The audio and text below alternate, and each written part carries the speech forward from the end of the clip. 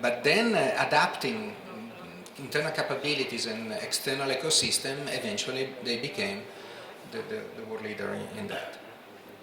The next point is related to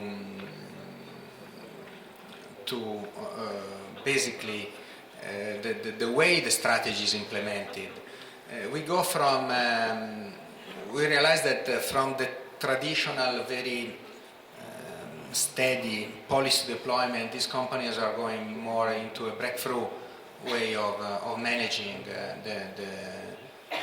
the transformation between strategy and execution. So basically from a top-down sequential and bureaucratic approach with too many priorities at the same time, they look for very few top priorities, like entrepreneurs. Entrepreneurs, they look only very few things and they try to do them fine, not trying to do everything well. Another point is the loss concept in strategy implementation. These companies have learned the power of loss, the understanding of that loss is a good word, means opportunity. So they understood that, and they're able to measure the losses in their organizations. And we know, this is another research we did, some 50 companies, more or less added value is never more than 40% of the cost, and 60% is waste, is lost. So, and out of that, 50-50 is recoverable and unrecoverable. So they have a very good measure and knowledge and understanding of the opportunities they have to grow in their organization and to fight losses. And so they organize the company according to losses. So they have an organization based on a management system based on intelligence, loss eradication, and loss prevention. And so they organize the company around that with something that we are going to see in the next slides. So that's a key point for us. The companies that are loss aware from the companies that are not loss aware. And so how do they organize? A good system, something that has grown very much in these organizations, is becoming a kind of I wouldn't say a standard, but a very interesting concept that is spreading around this organization is the pillar concept. So changing the traditional standard hierarchical and functional organization into something that is oriented to losses. So as losses are interfunctional because they never they can manifest in one place, but they can be generated in different places. They organize the company in a way to be able to attack the losses, trying to avoid the silos organization, so the functional organization, but we pretend the operators to work in teams, but we never do this for the managers, or it's more difficult when we talk about managers. So these companies try to put the managers to work together and the organization, to breaking the walls between the different silos. So basically the pillars at the end are a way to really create knowledge and maintain knowledge inside the organization, to have a way to attack every loss and maintain and perpetuate. Obviously, another point is the ability of these companies to be able to involve everybody. The traditional plant is a plant where you have 15 people very busy, that they have no time for anything, and 400 people with an express potential capability. And while these world-class companies, they are able to mobilize everybody, and so take the best from these potential capabilities.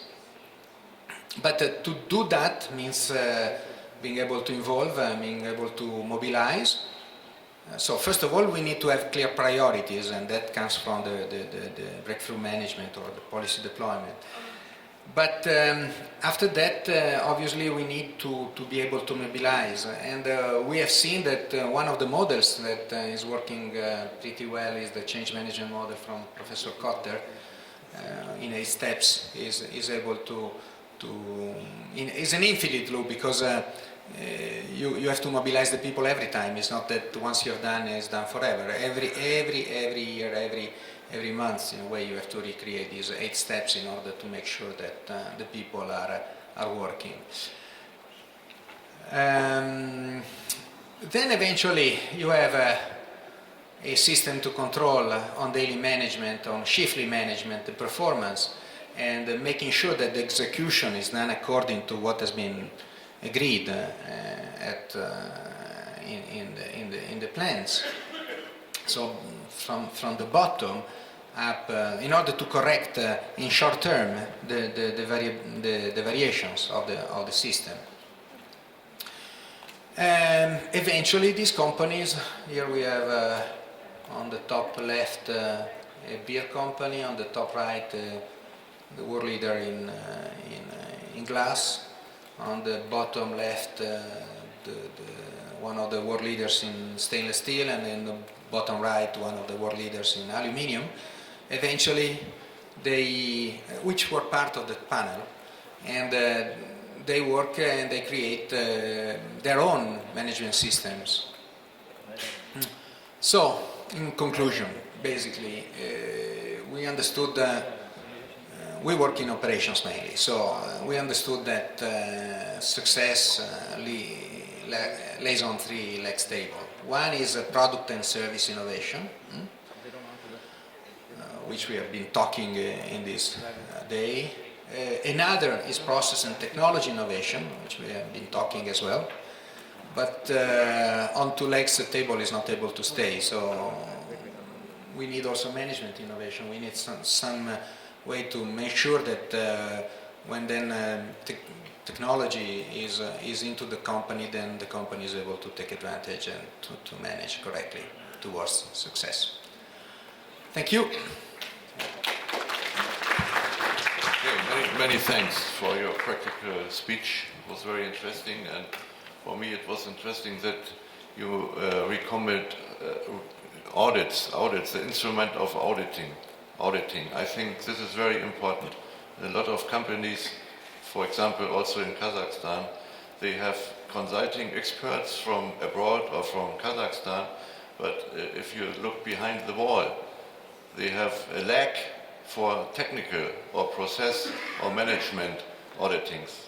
And this is a recommendation also to the Ministry of Industry and New Technologies to integrate audits strongly is my recommendation, and I think you are with me to integrate audits as a system. Because this program 2020, for example, I know this very well. There are a lot of companies, small and medium-sized companies, and they need help. But without discussing what also our colleague from Malaysia mentioned, without basic, what is needed. Without this, it's not good to give them credits or grants, at least. Yeah? But I feel that some companies here get grants because they have an idea, they have a management, they have a formula and paper and everything else, and they have a positive argument from a consultant company. But from which consultant company? Mainly consultant companies are more of the area of balance, accounting, and so on. I miss this really, and so I'm very happy that you pointed out this.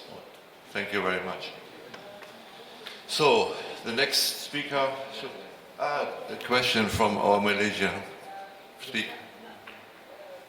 Okay, thank you very much for your excellent presentation. I love your table, but I couldn't see it clearly. Perhaps I miss it. On the customer's innovation, what I mean is the critical roles of the customer of any organizations, particularly those who produce products. For example, Christian Dior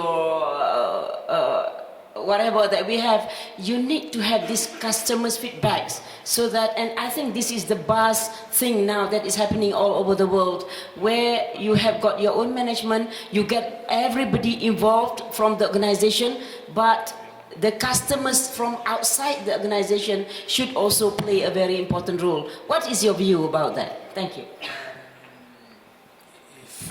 If we talk about customers and suppliers, so I would say that the whole supply chain normally is not easy. It's not easy because in this, at least this research was made in the plants that we could follow with auditing and then plotting the auditing results.